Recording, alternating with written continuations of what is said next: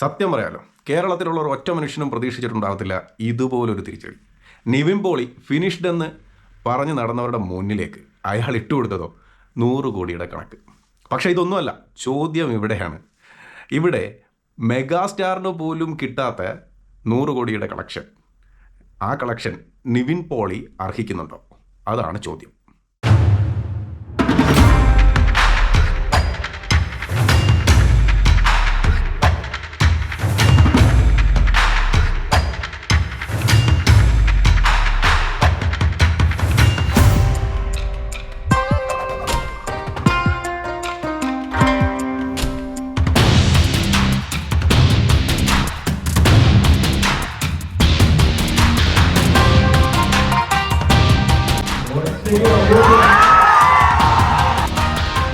അർഹതയെപ്പറ്റി പറയാൻ കോടികളുടെ കണക്ക് മാത്രം പോരാ വിഷ്ണു.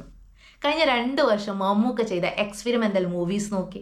ബ്രഹ്മയുഗം, കണ്ണൂർ സ്ക്വാഡ്, ഇതൊക്കെ സിനിമയുടെ നിലവാരം ഉയർത്തുകയാണ്. ഒരു പ്രേതപ്പടം വെച്ച് 100 കോടി അടിച്ചു എന്ന് പറഞ്ഞിട്ട് മെഗാസ്റ്റാറിനെ ചൊറിയാൻ വരല്ലേ. നിലവാരമൊക്കെ ശരിയായിരിക്കും ഇനി, പക്ഷേ സിനിമ എപ്പോഴും ഒരു ബിസിനസ് തന്നെയാണ്. മമ്മൂട്ടിയുടെ ഭീഷ്മ പോലും 88 കോടി കളക്ട് ചെയ്തപ്പോൾ നിവിൻ 10 ദിവസം കൊണ്ട് 101 കോടിയാണ് കളക്ട് ചെയ്തത്. അതിനകത്ത് നമുക്കൊരു കാര്യം മനസ്സിലാക്കാം. എന്താണെന്ന് വെച്ച് കഴിഞ്ഞാൽ കേരളത്തിലെ ജനങ്ങൾ ഇന്ന് നിവിനോടൊപ്പമാണ്. ഒരു കാര്യം ഞാൻ അങ്ങ് എടുത്തു പറഞ്ഞേക്കാം, ഈ ലെജൻസൊക്കെ പിന്നിലാകുന്നത് അംഗീകരിക്കാൻ എന്താ ഇത്ര ബുദ്ധിമുട്ട്? അംഗീകരിക്കാൻ ബുദ്ധിമുട്ടല്ല, പക്ഷേ ഈ കണക്കുകൾ വിശ്വസിക്കാൻ പ്രയാസമുണ്ട്. മമ്മൂക്കയുടെ സിനിമകൾക്ക് ഒഫീഷ്യൽ ട്രാക്കിംഗ് ഇല്ലാത്തതുകൊണ്ടല്ലേ. കണ്ണൂർ സ്ക്വാഡ് 100 കോടി അടിച്ചില്ലെന്ന് ആര് പറഞ്ഞു? ഈ ട്രാക്കർമാർക്ക് നിവിനോട് പ്രത്യേക ഒരു താല്പര്യമുണ്ടെന്ന് പറയുന്നത് ചുമ്മാതല്ല.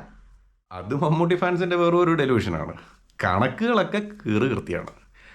നിവിൻ പോളിയുടെ തിരിച്ചുവരവ് രാജാവിനെ പോലെ തന്നെ, അതുപോലെ തന്നെ ബോക്സ് ഓഫീസിൻ്റെ ഇക്വേഷനൊക്കെ മാറി കഴിഞ്ഞ് കഴിഞ്ഞു. അതൊക്കെ അവിടെ നിൽക്കട്ടെ.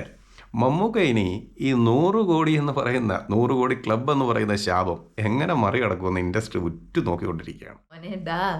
കോടികളല്ല, ക്വാളിറ്റിയാണ് നമ്മുടെ മമ്മൂക്ക. 100 കോടിയാണ് ഇപ്പോഴത്തെ പവർ. അതുമല്ല, മലയാള സിനിമ ഇപ്പം 350 കോടിയും കഴിഞ്ഞു. നിവിൻ എന്തായാലും ചക്രവർത്തി ആയെന്ന് വേണമെങ്കിൽ പറയാം. അതോ നമ്മുടെ മമ്മൂക്കയാണോ ഇപ്പോഴും രാജാവ്? എന്തായാലും സിനി സോൾമേറ്റ്സിൻ്റെ ചാനലൊന്ന് സബ്സ്ക്രൈബ് ചെയ്യുക. നിങ്ങളുടെ അഭിപ്രായം, ഇതിനെക്കുറിച്ചിട്ടുള്ള നിങ്ങളുടെ അഭിപ്രായം കമൻറ്റുകളായിട്ട് ഒന്ന് രേഖപ്പെടുത്തിക്കൂ.